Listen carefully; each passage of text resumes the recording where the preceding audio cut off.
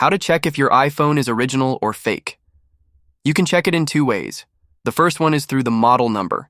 First, open the Settings app on your device. Now scroll down and tap on General, then click on the About option. Here you will see all the details of your device. Check for the model number option.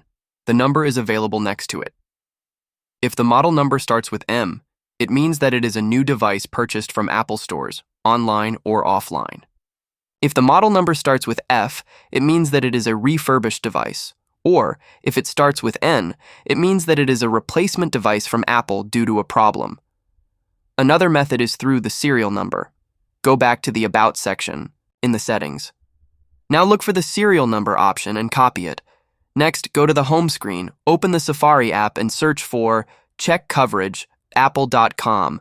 The page will open on the screen.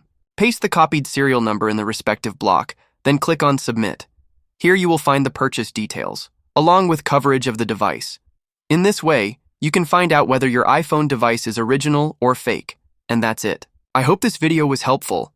If it was, don't forget to like and subscribe for more tips.